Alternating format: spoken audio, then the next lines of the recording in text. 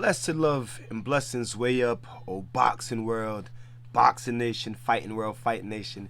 It's Coach Fighting. This is real life boxing, man. We strapped up.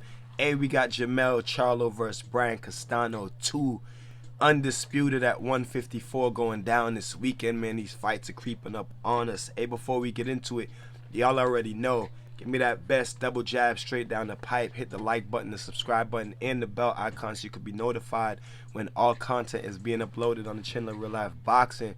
We working. Hey, you guys, I'm amped. We gone over 5K. Thank you guys. All the subscribers who've been here from day one. I know I took a hiatus. I was off for like a good year and a half, not uploading videos, almost 2 years. But we back. You know what I'm saying? And just glad to be back on the channel and glad to have you guys coming back. Thank you guys who have been coming back to the channel. Like I said, I know I took a long time off, but I'm back, man. Let's talk about JERMELL CHARLO versus Brian Castano going down this weekend for Undisputed. I got the WBC right here, real replica. Let's go. First fight ended in a draw. I'm pretty sure I covered this fight. Probably one of the last videos that I did. First fight ended in a draw. I feel like JERMELL, a lot of people feel like Brian Castano won the fight. I don't. I feel like neither one of them did enough. I mean, Brian Castano did his thing, backing up JERMELL CHARLO on the ropes. And if you listen to the video that I did post that fight, I felt like it wasn't so much of what Brian Castano was doing, but really what JERMELL CHARLO was and wasn't doing. I feel like JERMELL wasn't using his jab. He wasn't really fighting his fight. He backed up on the ropes a lot and was just waiting to catch Brian Castano with a counter punch, wanting to punch in between Castano's punches and then trying to catch Brian Castano with something. Actually got himself caught a few times, got cracked with a left hook that rocked him up on the ropes. And he got hit with a few of them, but he got hit with one big one that really rocked him. And he just didn't really, he just didn't really fight his fight. He definitely didn't fight that fight the way he fought Tony Harrison. Like wasn't as aggressive, wasn't as aggressive as he was when he fought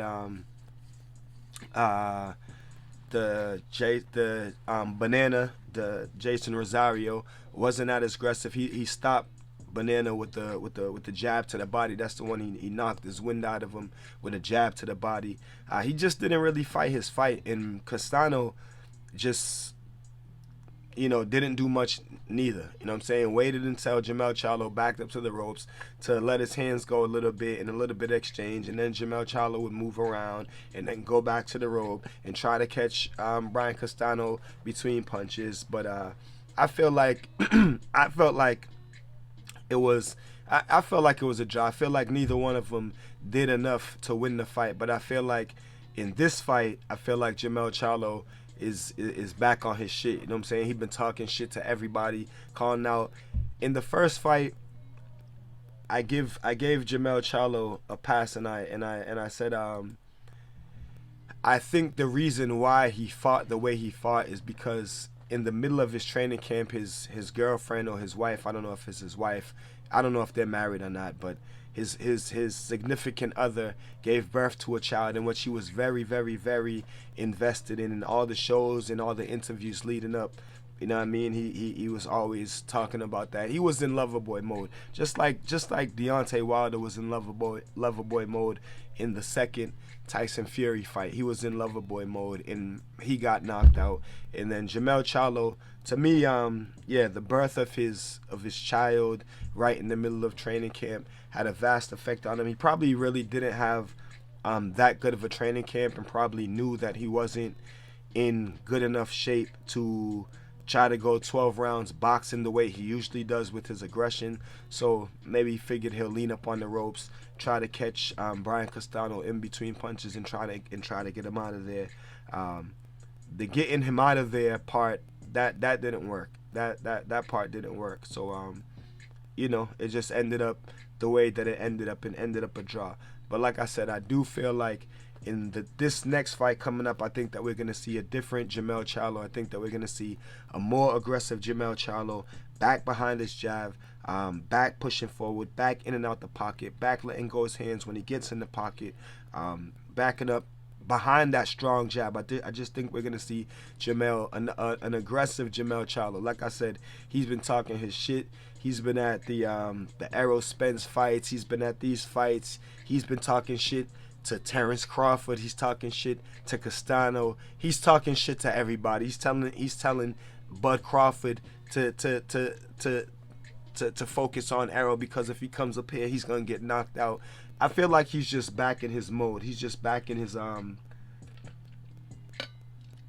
he's just back in that JERMELL Charlo, you know, wilding out, talking crazy, mad aggressive. He's just back in that mode, and I think that we're gonna see an aggressive JERMELL Charlo. I don't think we're gonna see much different from Brian Castano. I think Brian Castano is what he is, a come forward fighter, smart about it. He's not just running in the pocket with his head down, heavy on his front foot. You know what I mean? He's working behind his jab and little. He doesn't even really jab that much, but he's working behind his jab and, you know, working behind his little. He don't really move his head that much neither, but he cuts off the ring very good, and he controls distance very well. And this was a point that I made, I forget, a couple videos back that I did. I can't really remember exactly which one, but I was talking about how you can pressure a fighter without necessarily throwing punches. And Canelo Alvarez, he actually does that a lot. That's how he kind of starts his fights usually. He kind of just pressures fighters without throwing that much punches, just like downloading information, getting his distance, getting them thinking, you know what I mean? Because it's really draining, like when a pressure fighter is pressuring you, but he's not really throwing any punches. You know what I'm saying? He's cutting off the ring. You can't really go anywhere. He has you thinking like what he's gonna do. How come he's not throwing any punches? You know what I mean? He has you hesitant to throw punches. Like that's how stalkers work. Triple G is very good at it. Canelo is very good at it. And that's another thing that I said. Canelo didn't really fight the Bivol fight that way. You know what I mean? He went in first round just trying to land single power punches. He didn't really do like what he usually does. But we ain't gonna get off subject. But like I said, Brian Castano, he's that type of fighter. Coming forward, uses the jab, maintains distance while he's coming forward. Little head movement, little feints. Very good at stepping with you and cutting off the ring. You know what I mean? Doing enough, kind of like Artur Beterbiev as well. You know what I'm saying? Throws out the jab as well. They're not like throwing a jab like how Dimitri Bivol was throwing the jab against Canelo. They're not like throwing a moving jab, or not really, you know, that active with the lead hand like how Bivol was. But they're coming forward and they're pressuring you. You know what I mean? Little by little, with little slight feints and little head movements and cutting off the ring, stepping with you. You know what I mean? That's what Brian Castano is good at. But I feel like JERMELL Charlo, he's better at his you know what I'm saying, very strong jab, very good right hand, knockout power in both hands, very good counter puncher. I feel like he has what it takes to keep Castano at bay and possibly, you know what I'm saying, stop him. Because like I said, Castano don't really move his head like, oh, he's not coming in like da da da da da, you know what I mean? Not like that Joe Frazier stuff. He move it, but not like, you know what I mean? Not like you still can't hit him, you know what I mean? You can hit him. So I think that Charlo is going to get his rocks off in this fight. And I'm saying we're going to see a more aggressive Charlo. I think he's going to be working behind the jab, shooting his power punches, not going up against the ropes and letting Brian Castano get his shots off, and not trying to, I mean, he's still going to like punch in between punches, catch and shoot, because that's how Charlo fights. Coming forward, he's in and out the pocket, he's countering. He can mount his own offense, and he's a counter puncher, you know what I'm saying? He could catch and shoot, I mean, all that. So I think that we're going to see a more aggressive JERMELL Charlo, and I think that he's going to go for the stoppage in this fight.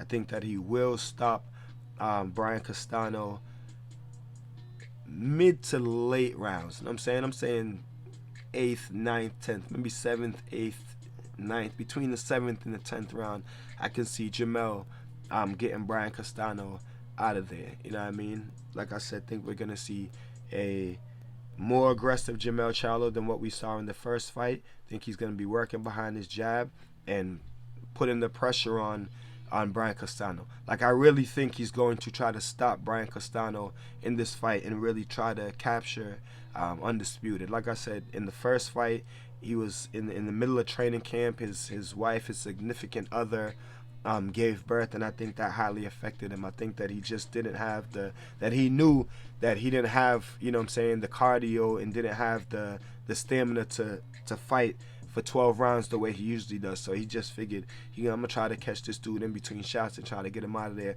It didn't work, you know what I'm saying. Ended up the fight, went to a draw, and Undisputed stayed right there, you know what I'm saying. So I think we will get an undisputed champion in this fight, and I think that it will be JERMELL CHARLO, possibly by stoppage, if not by unanimous decision.